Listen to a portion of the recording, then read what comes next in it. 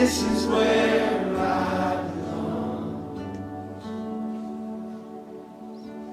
Held by the arms of love. Ready to go now. We are ready to present things. So, like Courtney had said, my name is Angel and I'm the founder of Soul Image 365 Coaching.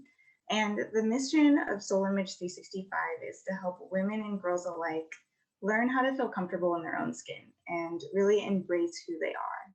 I noticed that I was the only one with like glasses or like frizzy hair, also the only woman of color. And it felt very like isolating, and I just didn't feel like I had anybody to relate to. And when it came to the TV and like media, I noticed there's only one representation of beauty, and I didn't meet that standard. And it was just really kind of a sad time for me because I was like, God, I don't fit in. What's happening here? I longed for acceptance and I longed to have images that look like me, you know?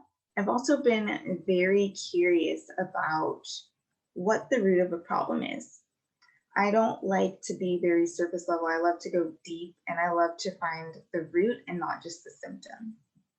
Alrighty, so for movies, my favorite movie is actually Shrek. And I love it for many reasons. One is the humor. Like, I just love that type of like sarcastic humor. And I also like how they bring in different Disney characters and it all just works together really well. But most importantly, I like it because it showed a different standard of beauty. So you know that Fiona ended up taking love's true form, and she was a princess by day, but an ogre by night. But she found love with Shrek, who was an ogre. And so she had to step into that version of beauty. So, how do we break through the barriers of body image? First, we must break shame. And shame is a painful feeling of humiliation or distress. Shame wants us to feel like we're alone and like we're isolated. It can also cause us to feel inadequate. And when we start to feel those feelings of humiliation and distress, we go inward. And if we keep going inward, we're not going to get the help we need. We're not going to get the healing where someone could like speak an encouraging word over us. So we got to break the shame. And one way to break shame is to learn that we're not alone. So I love doing research, and I did some research and found the Dove campaign. I don't know if any of you are familiar with that, but in 2018, Dove did this whole campaign about being comfortable in your body, and they surveyed many women around the world. And they found that less than 5% of women actually consider themselves as beautiful. And so that means 95% of women don't think that they're beautiful. They found that only 11% of girls around the world feel comfortable like defining themselves as beautiful, or like, saying like, I look cute today. So that means 89% of women do not feel comfortable saying that they're beautiful. There were a lot of women going into plastic surgery offices and asking if their doctor could make them look like their Snapchat filter. And there were some doctors that started turning their patients away because they realized the cognitive distortion that was, and how Snapchat could be playing a detrimental role in our lives.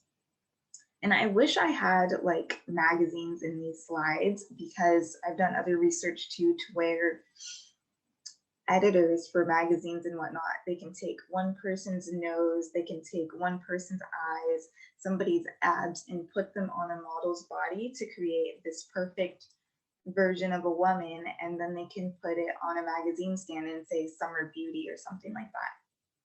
So what happens there is it is like taking, like when we see the message of beauty on like a magazine and then we see that body, we can say, okay, that's what beauty means. And then we're taking in those messages. And that is not healthy for us. And my last statistic for you to show that we are not alone is 80% of women think that other women around them have something beautiful to offer.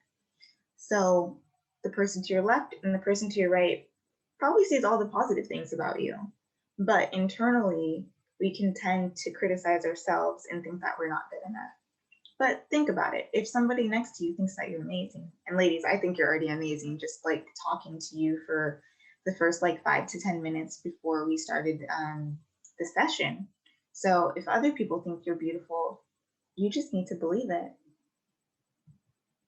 So the question is like, where is God in our shame and when we don't feel worthy or beautiful? God is telling us to fear not and that we won't be put to shame. And we don't need to feel humiliated or disgraced for the way that we look. And the beautiful thing is, like, in my interpretation of this verse, like when he says, but you will forget your youth and the reproach of your widowhood, it's like my goal is for us to forget the times when we felt that we were ugly, to forget the times that we didn't feel like we measured up, and just leave the old behind us. Step two, we need to go to God and ask what He's doing. So this verse is actually like the bread and butter of Soul Image 365. And it says, for the Lord sees not as man sees. Man looks at the outward appearance, but the Lord looks at the heart.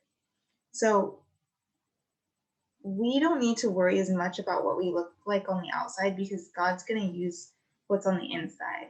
Like who He created us to be, He wants to pull that out of us. So it doesn't matter if we don't have time to get ready in the morning or anything like that. Like God cares more about our heart. There is another famous verse, Psalm 139, 13 through 14. And it says, for you created my inmost being. You knit me together in my mother's womb. I praise you because I am fearfully and wonderfully made. Your works are wonderful. So God took time to create us in our mother's womb.